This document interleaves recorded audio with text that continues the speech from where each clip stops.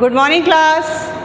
आज हम आपको संधि के अगले भेद के बारे में बताने जा रहे हैं। ओके, तो इससे पहले आपने स्वर संधि के अन्य भेदों को जाना, जिनमें दीर्घ संधि है, गुण संधि और यण संधि भी आप समझ चुके हैं। आज हम बताने जा रहे हैं आपको वृद्धि संधि।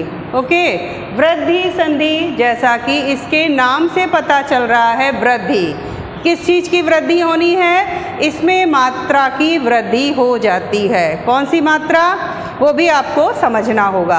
वृद्धि संधि का सूत्र है वृद्धि रेचि, यानी वृद्धि का इसमें एक मात्रा का वर्धन होता है। तो ठीक है, इसकी अगर हम परिभाषा आपको बताएं, आप परिभाषा रूप में अगर समझना चाहें तो आपको ये ध्यान देना होगा कि यदि छोटा या बड़ा आ के बाद में ए या ए आता है, ठीक है, पहले शब्द के अंत में छोटा या बड़ा आए और दूसरे शब्द के प्रारंभ में ए या ए आता है, तो दोनों के मिलने से एक मात्रा की वृद्धि हो जाती है, यानी एक मात्रा बढ़ेगी, ए बन जाएगा।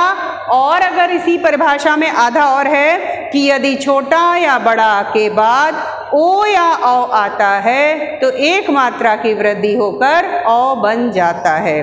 साधारण रूप में आप इसे अगर रटना चाहते हैं तो आप ऐसे इसे समझ लीजिए कि यदि छोटा या बड़ा के बाद ए या ए अथवा ओ या औ आता है तो क्रमशः ए में तथा औ में परिवर्तन हो जाता है। जिस तरह से भी आपको पहचान बनाकर याद करना है, आप पहचान से दिमाग में इसे रखेंगे और तभी आप संधि का विच्छेद भली प्रकार से कर सकेंगे। या अगर दो शब्दों का मेल करके आपको संधि बनानी है तो आप संधि जोड़ने के बाद ये समझ सकते हैं कि यहाँ पर कौन सी संधि हुई है। ओके स्टूडेंट्स, जब तक आपके दिमाग में परिभाषा क्लियर नहीं होगी आप हमेशा कंफ्यूज होते रहेंगे। आप सोचेंगे कि ये पहले शब्द के अंत में छोटा या बड़ा तो दीर्घ संधि में भी आता है, या हमने ऐसा यण संधि में भी देखा, लेकिन नहीं, आपको हर परिभाषा में थोड़ी थोड़ी पहचान बनाकर याद रखना होगा। यहाँ पर क्या है, छोटे आ पहले शब्द के अंत में छोटा या बड़ा है और उसके बाद में ए या ए से अगला शब्द शुरू होगा, तभी एक मात्रा की वृद्धि होनी है। यही पहचान आपको दिमाग में रखनी है। और औ बनाते समय भी क्या है कि पहले शब्द के अंत में, ये जितने भी मैंने शब्द लिखे हैं इनके अंत में या तो छोटा आ है या बड़े आ की मात्रा लगी हुई है और दूसरा शब्द ओ या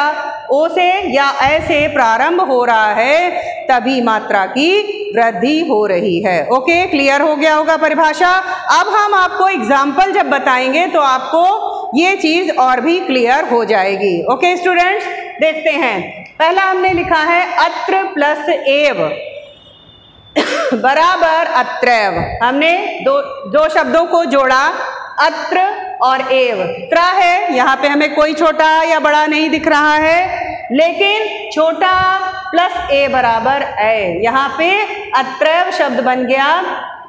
तो आपने देखा यहाँ पे हमें स्वर मिला छोटा, यहाँ ए है। मैंने नियम क्या लिखा है, छोटा प्लस ए बराबर ए। ओके, क्लियर हो रहा है। अगला शब्द हमने लिया एक प्लस ए का, यहाँ का है लेकिन हमें इसमें स्वर छोटे आ का मिल रहा है और दूसरा शब्द ए से प्रारंभ हो रहा है, तो हमने इसका नियम में क्या लिखा, आ प्लस ए बराबर ए, और दोनों के संयोजन से मिलने से नया शब्द बना है एक का। क्लियर। नेक्स्ट हम शब्द की ओर बढ़ रहे हैं, वन प्लस औषधि। वन प्लस औषधि, वन में ना में हमें छोटा आ का स्वर सुनाई दे रहा है, औषधि में औ है, आ प्लस छोटा प्लस औ बराबर मिलकर बन गया औ, और इसका जो शब्द हमने जोड़ा है वो शब्द हो गया हमारा वनौषधि। ओके, क्लियर हो रही है बात। नेक्स्ट शब्द है राज प्लस ऐश्वर्यम। राज, जा में हमें कौन सा स्वर सुनाई दे रहा है, छोटा, और दूसरा शब्द हमने किससे लिखा है, ऐश्वर्यम लिखा है, यानी ऐसे है, तो छोटा प्लस ए बराबर ए बनेगा। लेकिन 3, 4, 5 मात्रा नहीं लग जाएंगी कि वृद्धि हो रही तो बहुत सारी मात्रा लगा देंगे, मात्रा आपकी ए की ही रहेगी। शब्द हमारा बनेगा राज ऐश्वर्यम, और हमने नियम लिखा छोटा प्लस ए बराबर ए। ओके, क्लियर है। अगला शब्द है ना प्लस एवं। ना में छोटे आ का स्वर है, ए से एड़ी से ये शुरू है, एवं यानी आ और ए हमने लिखा, आ प्लस ए बराबर हमारा मिलकर बन गया ए, और हमारा शब्द क्या तैयार हुआ है, नैवम। ओके, अगला हम देखते हैं सदा प्लस एव। ये शब्द भी बिल्कुल उसी तरह से है। सदा में कौन सा स्वर सुनाई दे रहा है, यहाँ छोटा नहीं होगा, बड़ा होगा। क्यों? क्योंकि हमें सदा शब्द में एक मात्रा दिखाई दे रही है, सदा में बड़ा हो गया। प्लस हमने लिखा ए व, यानी बड़ा प्लस ए बराबर ए। नियम आप लिखेंगे बड़ा प्लस ए बराबर ए, है ना। और शब्द हमारा क्या बना, सदैव। ओके, नेक्स्ट हम देखते हैं बालिका प्लस एशा। बालिका, का में बड़े आ की मात्रा लगी है। यहाँ भी आप नियम लिखते समय क्या लिखेंगे कि बड़ा प्लस ए बराबर ए, और शब्द हमारा क्या बना, बालिकैशा। ओके, नेक्स्ट है महा प्लस ओजा। महा, बड़ा की मात्रा है, प्लस ओजा, आ के बाद में ओ आया है। मैंने परिभाषा में बताया था कि ए या ए आएगा अथवा ओ या ओ आएगा, तो यहाँ पे ओ है। बड़ा प्लस ओ लिखेंगे, बराबर बनेगा हमारा ओ। ओके, और शब्द हमारा क्या तैयार हुआ, महोजा। क्लियर हो रहा होगा। उष्ण ओदनम।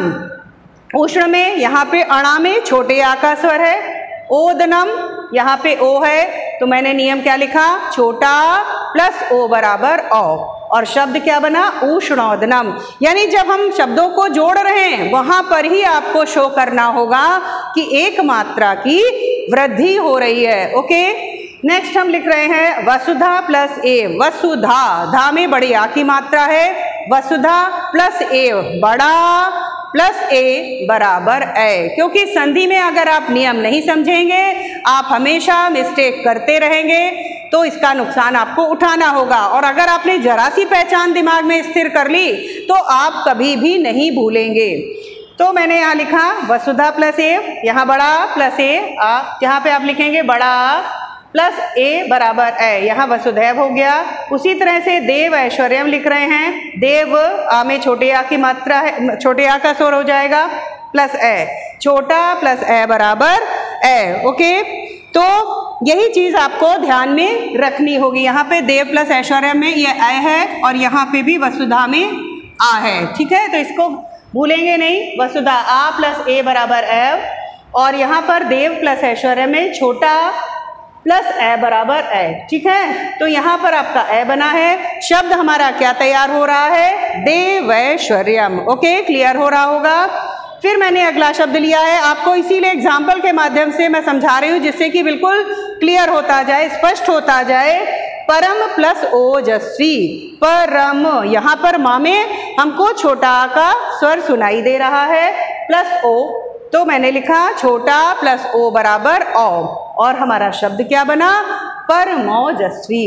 तो बच्चों, इन्हीं नियमों को अगर आप ध्यान में रखेंगे तो आपसे कभी भी गलती नहीं होगी। आप हमेशा इस चीज़ को, नियम को याद रखेंगे तो आपको ये वृद्धि संधि बिल्कुल समझ में आ जाएगी। Okay students, thank you.